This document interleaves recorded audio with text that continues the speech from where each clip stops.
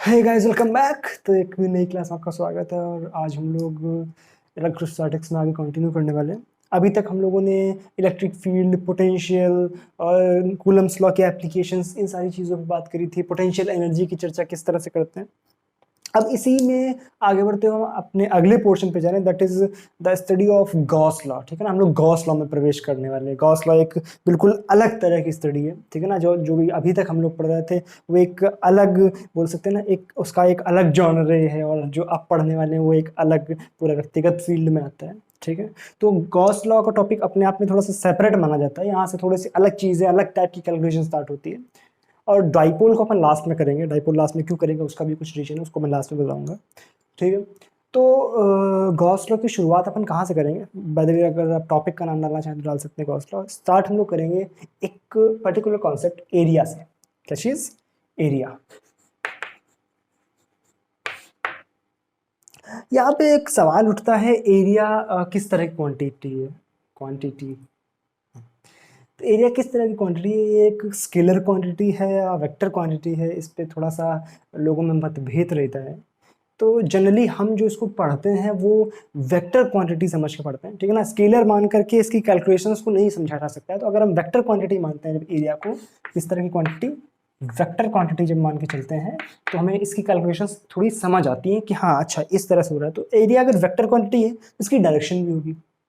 किसी भी vector quantity के मैग्नीट्यूड में, जो सॉरी वेक्टर क्वांटिटी में मैग्नीट्यूड के साथ साथ उसकी डायरेक्शन भी होती है। तो इसका मतलब है एरिया में वेक्टर, एरिया अगर वेक्टर क्वांटिटी है तो इसका एक मैग्नीट्यूड होगा और एक डायरेक्शन होगी। तो डायरेक्शन निकालने का तकनीक क्या है वो हमें समझना होगा। तो इसके लिए हम लोगों ने एरिया को दो भागों में बांट दिया है। दो भागों में मतलब किस तरह से, हम दो तरह की सरफेसेस में इसको बांट देते हैं। First thing is open surface और second thing is close surface. Closed surface. ठीक है, ओपन सरफेस थोड़ा तो आइडिया लग गया होगा, और क्लोज सरफेस से भी आपको इसकी फील थोड़ी थोड़ी आ गई होगी। ओपन सरफेस का मतलब लाइक स्क्वायर हो गया। ठीक है ना, ओपन सरफेस सिंपल प्लेन, एक समतल जो बोल सकते हैं, ये ओपन सरफेस है। ठीक है ना, यहीं पे अगर मैं एक बॉटल ले लूँ, एक बॉटल ले लूँ, या एक कुछ भी इस तरह की आकृति ले लूँ जो बंद है, एक लोटा ले लूँ, लोटा मतलब बंद हो लोटा। ठीक है ना, एक इस तरह की क्वांटिटी जो कि बंद हो, क्लोज हो, एक स्फीयर हो, गेंद। ठीक है ना, वो क्या होंगी? सारी क्लोज सरफेसेस होती है। उसमें जो भी सरफेस होगी क्लोज सरफेस होती है वो। तो ओपन सरफेसेस और क्लोज सरफेस दोनों के लिए एरिया वेक्टर को बारी बारी से समझते हैं। First of all open surface की अगर बात करें तो इसमें दो तरह से समझ सकते हैं। मान लो हमारे पास एक स्क्वायर है। ठीक है ना, इस तरह से एक स्क्वायर बना हुआ है। मैं इसको 3D डायग्राम बना रहा हूँ इसका। ये एक स्क्वायर है। ठीक है, तो स्क्वायर अगर ये है तो स्क्वायर की एक ऊपरी सरफेस होती है, एक निचली सरफेस होती है। तो इसी तरह से इसमें हम एरिया वेक्टर को भी दो डायरेक्शंस में दिखा सकते हैं, एक ऊपर की तरफ और एक नीचे की तरफ। यानी अगर हमारे पास ओपन सरफेस है तो उसमें एरिया वेक्टर की जो डायरेक्शन है वो आप अपनी मन मर्जी से सेलेक्ट कर सकते हैं। बट आपको एक बात ध्यान रखनी पड़ेगी कि उस पूरे सवाल में आपने एक सवाल लिया, ठीक है, उसमें एक पर्टिकुलर ओपन सरफेस है, उसमें आपने उस ओपन सरफेस की एक पर्टिकुलर डायरेक्शन मान ली। अब उस पूरे सवाल में आप उसकी डायरेक्शन को चेंज नहीं कर सकते हैं। दूसरे सवाल में जाएंगे फिर डायरेक्शन चेंज कर सकते हैं। ठीक है ना, तो उस सवाल में हम एक ही डायरेक्शन मानेंगे, ऊपर मान लो या नीचे मान लो। तो ओपन सरफेसेस के लिए इधर अप और down both direction can be possible for open surfaces. ठीक है ना, तो इसमें क्या है? Two direction possible, two direction possible. ठीक है, अप एंड डाउन। तो आप इसमें नीचे लिखोगे इस बात जरूर कि फिर उस पूरे सवाल में हम उस डायरेक्शन को चेंज नहीं करेंगे। अगर बात हम क्लोज सरफेस करें तो क्लोज सरफेस लाइक स्फीयर। ठीक है ना, स्फीयर, ठीक है, गोला है ये, सर्कल नहीं। सर्कल और स्फीयर में अंतर होता है ना, पता है।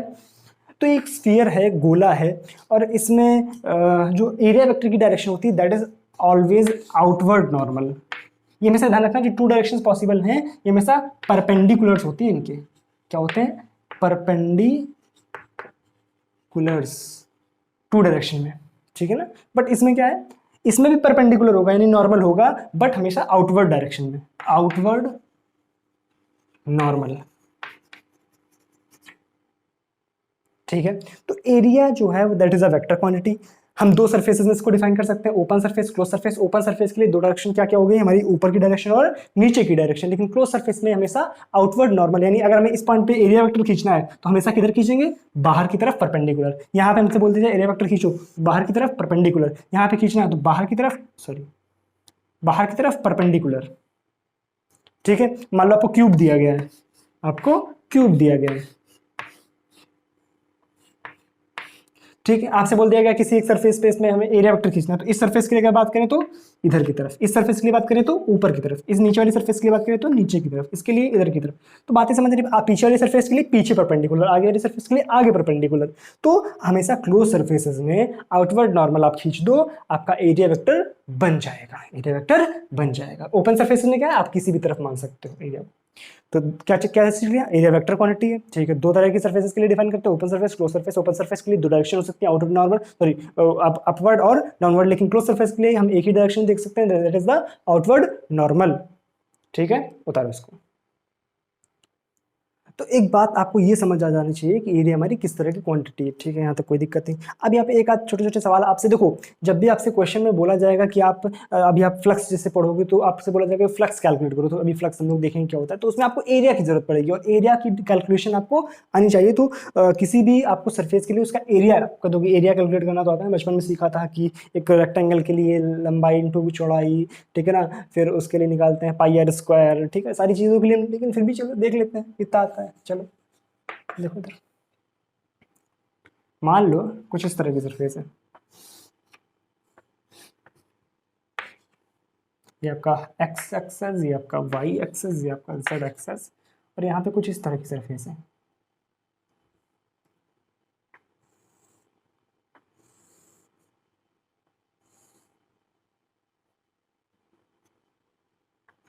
ठीक है, इस पॉइंट के कोऑर्डिनेट है 4,3,0, ठीक है ना, एक्स वाई जेड 4,3,0। और इस पॉइंट के कोऑर्डिनेट हैं 5,0, सॉरी 0,0,5। ठीक है ना, आपसे बोला गया बताओ ये जो एक प्लेन बन रहा है, इस प्लेन का एरिया कितना होगा। एरिया बताओ फटाफट से, ठीक है ना, वीडियो को पास करो, एरिया कैलकुलेट करो।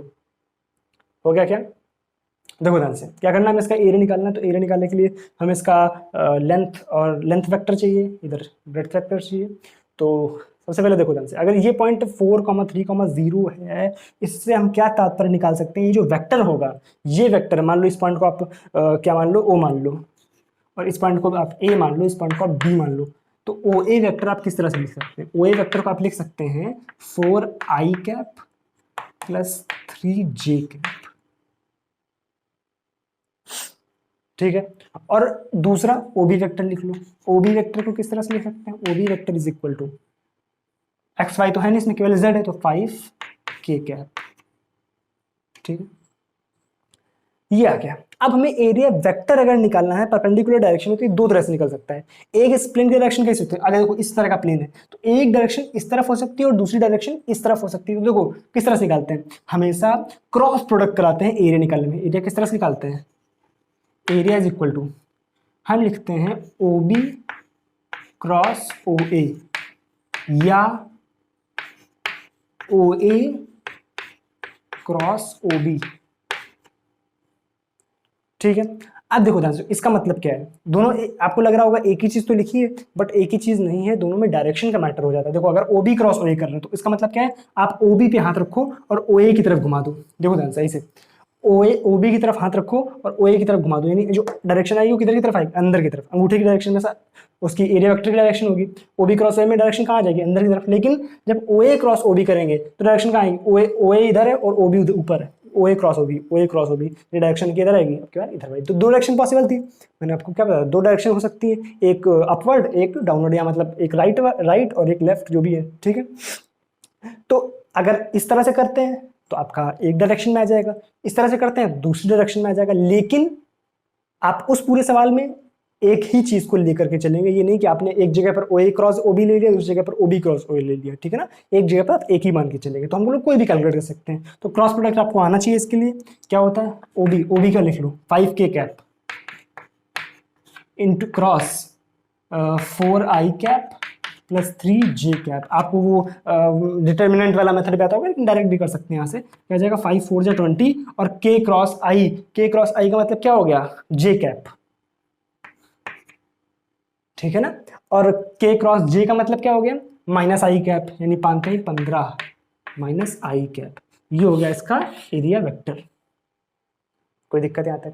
अब आप ओबी क्रॉस सॉरी ओए क्रॉस ओबी करते तो आंसर दूसरा आता, क्योंकि वो दूसरा वेक्टर बनता, क्योंकि वो इनवर्ड बन रहा था और ये वाला आउटवर्ड बन रहा है। समझ आ रहा है? इस तरह से आप कर सकते हो, ना मानो करके देख लो, ओए क्रॉस ओबी कर लो, ओए क्रॉस ओबी, ओए क्रॉस ओबी करोगे तो क्या आएगा, ओए का मतलब ये 4i cap plus 3j cap cross OB 5k cap. देखो ध्यान से, 5 चाको 20 और आई क्रॉस के, आई क्रॉस के क्या हो जाएगा आई क्रॉस के यानी माइनस जे कैप, और 3j क्रॉस के क्या होता है 5 15 और j क्रॉस के क्या हो जाएगा आपका j क्रॉस के आई प्लस का। अब देखो डायरेक्शन तुरंत पलट गई, अभी क्या थी 20j cap minus 15i cap, लेकिन अब क्या हो गया minus 20j cap plus 15i cap, ठीक है ना। तो ये होता है इसका मतलब, यानी ये जो है इस तरफ की है और वो उस तरफ की है। तो इससे क्या होता है, तात्पर्य निकल करके आता है कि हमें एक सवाल में एक ही तरह की डायरेक्शन लेकर के चलनी है और उस पूरे सवाल को हम आराम से सॉल्व कर सकते हैं। तो एरिया की calculation is the most important thing. अब हम लोग आगे बढ़ेंगे फ्लक्स की तरफ, ठीक है ना, नोट करो इसको। तो आई होप यहाँ तक की बातें आपको समझ आ गई होंगी। अब हम लोग बात करते हैं फ्लक्स की, इलेक्ट्रिक फ्लक्स। क्या चीज? Electric flux.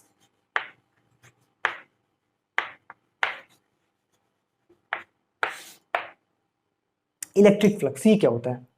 देखो इलेक्ट्रिक फ्लक्स से जो बेसिक आइडिया हमें मिलना चाहिए दैट इज, जब हम इलेक्ट्रिक फील्ड की बात करते हैं तो इलेक्ट्रिक फील्ड से हमारा मतलब क्या होता है, किसी भी चार्ज के चारों तरफ का क्षेत्र, ठीक है।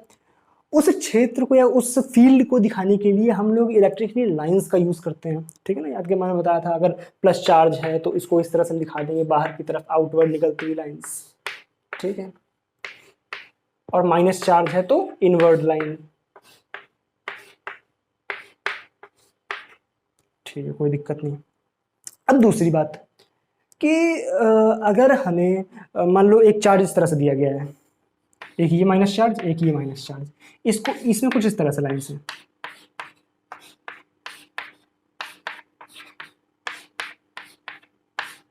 ठीक है, और इसमें कुछ इस तरह से लाइन से। अब अगर आपसे बोल दिया जाए ये वाला चार्ज Q1 है और ये वाला चार्ज Q2 है, तो आप देख के बता सकते हो क्या कि कौन सा चार्ज जो है वो बड़ा है और कौन सा चार्ज छोटा है? तो मेरे ख्याल से अगर कॉमन सेंस आपका काम करता होगा तो Q1 आपको बड़ा चार्ज दिख रहा होगा, क्यों? क्योंकि इसके पास लाइंस ज़्यादा हैं, और Q2 आपको छोटा चार्ज दिख रहा होगा, क्यों? क्योंकि इस पे लाइंस आपको कम दिख रही होंगी। तो यानी Q1 is greater than Q2, यहाँ से आपने ये निष्कर्ष निकाला, ठीक है। तो इसका मतलब ये है कि अगर हमें इलेक्ट्रिक फील्ड को दिखाना है तो हमें नंबर ऑफ लाइंस पे भी बात करनी पड़ेगी, यानी अगर दो चार्जेस हैं तो उसमें कितनी नंबर ऑफ लाइंस हैं, ये चीज़ बहुत ज़्यादा मैटर करती है। यानी अगर किसी भी चार्ज के लिए जो नंबर ऑफ लाइंस हैं पर यूनिट एरिया में अगर वो ज़्यादा है तो इसका मतलब क्या है, वो चार्ज ज़्यादा तगड़ा होगा। इसी क्वांटिटी को हमने एक नाम दे दिया, that is called electric flux. Flux is nothing but the number of electric field lines, number of electric field lines passing through per unit area,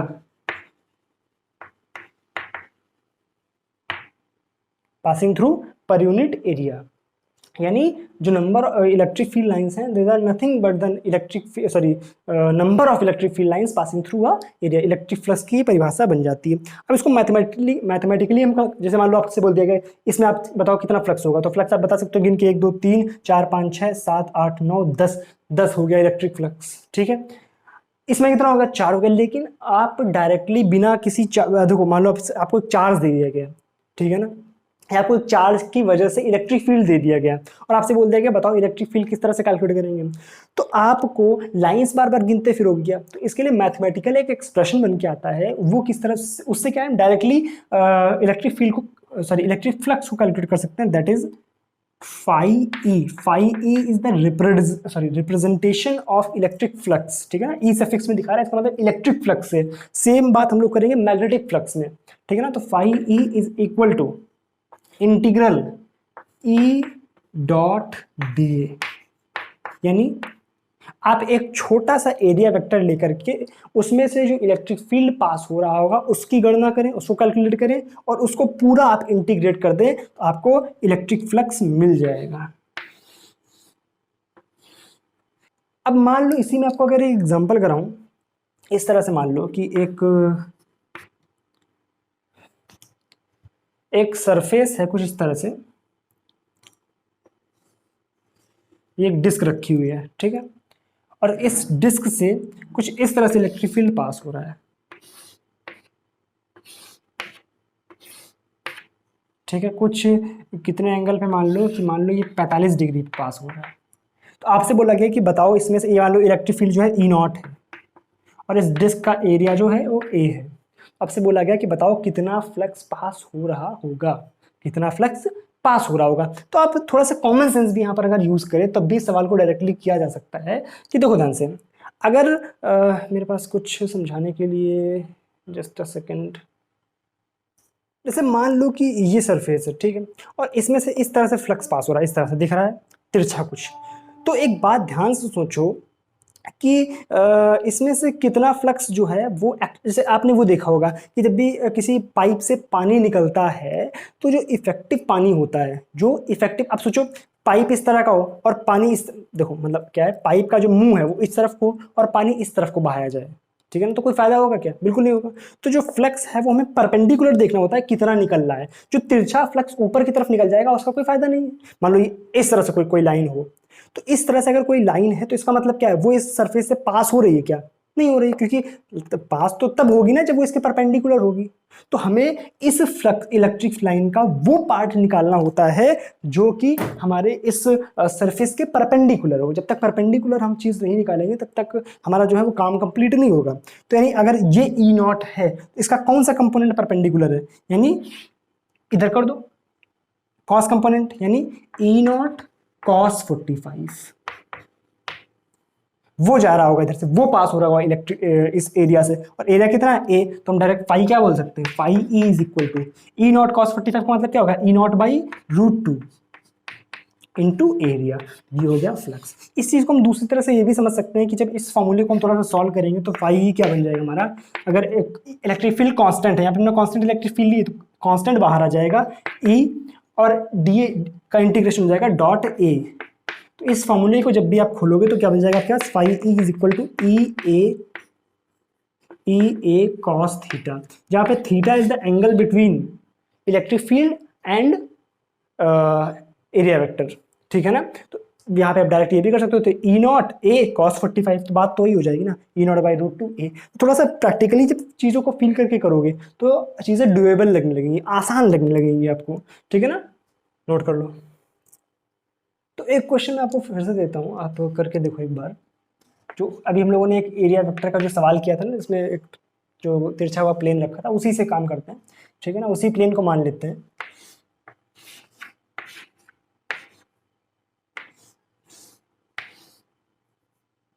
ठीक है, ये वाली 4,3,0 और ये आपका 5,0,0,5, ठीक है, ये x y z। और इस बार आपको जो इलेक्ट्रिक फील्ड वेक्टर है उसकी डायरेक्शन दी गई है 3i प्लस 4j -5k, और आपको निकालना है कि the flux passing through this area, this surface, ठीक है ना। अब ये मैं आप सॉल्व नहीं करा रहा हूँ, आप खुद से एक बार ट्राई करोगे और इसका आंसर कमेंट सेक्शन में लिखोगे, ठीक है ना। एरिया वेक्टर मैंने निकालना सिखा दिया था, बस आपको करना है ई डॉट ए निकालना है। फिर से एक बार एरिया वेक्टर आप खुद से कैलकुलेट करने की कोशिश करो, ठीक है ना। डाटा बदल बदल के अभी आप कर सकते हो इसको, ठीक है। चलो अब एक अच्छा थोड़ा सा सवाल और करने की कोशिश करते हैं, देखो ध्यान से किस तरह का सवाल है। मान लो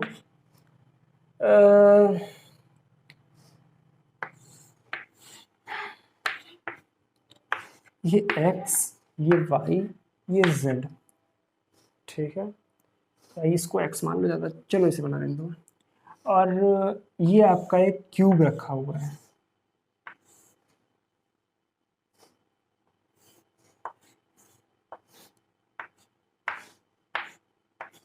ठीक है। यहाँ से इस क्यूब की जो साइड है वो सारी साइड ए है, ठीक है, और ये जो लेंथ है दैट इज 2a, ठीक है।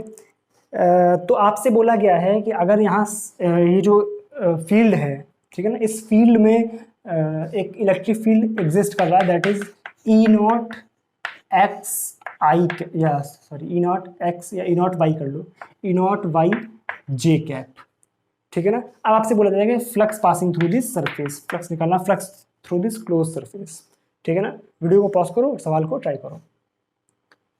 कर लिया क्या?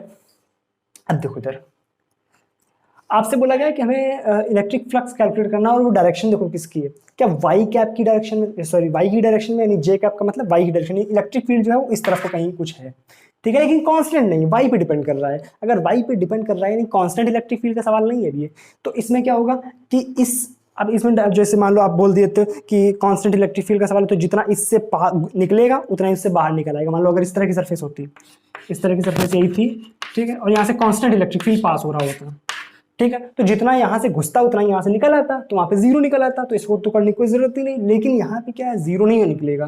जीरो क्यों नहीं निकलेगा? क्योंकि कांस्टेंट नहीं है। तो आप क्या करो, इस पॉइंट, इस सरफेस के लिए पहली चीज तो चार्ज सरफेस से ऑलरेडी जो फ्लक्स होगा वो जीरो होगा। क्यों? क्योंकि ये वाली सरफेस जो है इलेक्ट्रिक फील्ड के पैरेलल है, ई डॉट ए जीरो, ये वाली भी पैरेलल है, यानी ये वाली चारों सरफेस जो होंगी वो इलेक्ट्रिक फील्ड के पैरेलल है, तो वहां से इलेक्ट्रिक सॉरी फ्लक्स जो होगा वो जीरो हो जाएगा। बट इन दोनों सरफेस से जीरो नहीं होगा, तो यहाँ से कैलकुलेट कर लेते हैं। तो यहाँ पे जो इलेक्ट्रिक फील्ड है उसकी वैल्यू क्या होगी, यहाँ पर इलेक्ट्रिक फील्ड की वैल्यू कितनी होगी, ई नॉट इंटू टू ए, यानी टू ई नॉट ए, ठीक है ना। वाई की वैल्यू यहाँ पर कितनी है, टू है, और यहाँ पर वाई की वैल्यू कितनी है, यहाँ पे ये E1 है, ये E2 है, ठीक है। यहाँ पे वाई की वैल्यू कितनी है, 2 है, और ए 3 है, तो 3 ई नॉट ए। तो फ्लक्स की वैल्यू कैसे लिख सकते हैं, टोटल फ्लक्स जो होगा इस एरिया से, मान एरिया कितना है, ए स्क्वायर, ठीक है ना, साइड अगर ए है तो एरिया कितना है, ए स्क्वायर, तो E1 डॉट ए यानी 2 E naught A into A square यानी क्यूब हो गया, माइनस इससे कुछ गड़बड़ कर दिया शायद मैंने, हाँ ये वाला माइनस होगा। क्यों ये माइनस क्यों होगा, क्यों कि यहाँ पर जो इलेक्ट्रिक फील्ड है उसकी डायरेक्शन इधर की तरफ और एरिया की डायरेक्शन किधर है, इधर की तरफ है, तो ये वाला टर्म जो होगा माइनस का होगा। इन दोनों में जो एंगल बन रहा होगा 180 बन रहा होगा, लेकिन इसमें क्या एंगल जो होगा वो जीरो होगा, तो यहाँ पर जो आएगा प्लस में आ जाएगा। तो प्लस का मतलब ये आपका हो जाएगा 3 ई नॉट ए क्यूब, यानी घटा के कितना आ गया यहाँ से, E naught A cube. This is the answer, note कर लो। तो आई होप यहाँ तक की बात समझ आ गई होगी। अब आपको एक घर के लिए सवाल दे देता हूँ, आप कोशिश करेंगे घर जाके, और जो उसका डिस्कशन है वो अपन अगली क्लास में करेंगे, और उसके साथ हम लोग गॉस लॉ भी अगली क्लास में शुरू कर देंगे, ठीक है। सवाल कुछ इस तरह से है कि एक डिस्क है, इसकी रेडियस r है, ठीक है, इससे a दूरी पर एक चार्ज रखा हुआ है q। आपको बताना है फ्लक्स पासिंग थ्रू दिस, ये डिस्क है, ठीक है ना, डिस्क है, flux passing through this disc, ये आपको कैलकुलेट करना है घर से, ठीक है। क्लास के बाद आप प्रयास करोगे, ठीक है। तो चलो अब मिलते हैं अगली क्लास में, तब तक इस सवाल को ट्राई करना, कोई दिक्कत हो तो बताना, ठीक है ना। तो कब अब मिलना है अगली क्लास में, ठीक है। चलो तब तक के लिए thank you so much, bye bye.